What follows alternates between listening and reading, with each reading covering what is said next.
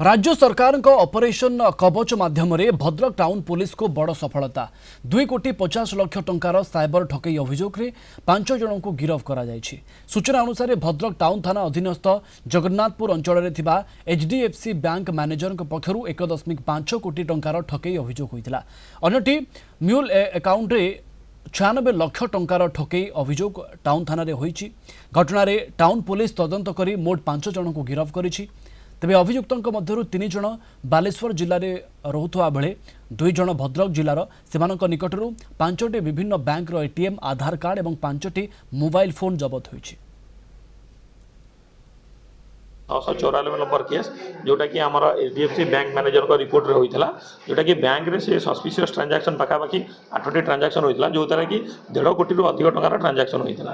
तेणु सी सेटा को रिपोर्ट करथिले थाना रे परवर्ती समय थाना रे मामला रुजु होइतला और तार तदंत जारी रहितला। सेही केस रे हमर 1.5 कोटी टंका जोटा थिला सेटा भी परवर्ती समय तदंत जानिया मिलथिला जे सेटा गोटे म्यूल अकाउंट बा जोटा कि साइबर फ्रॉड रे आथिया पैसा को विभिन्न अकाउंट को परवर्ती समय ट्रांजैक्शन होइतला।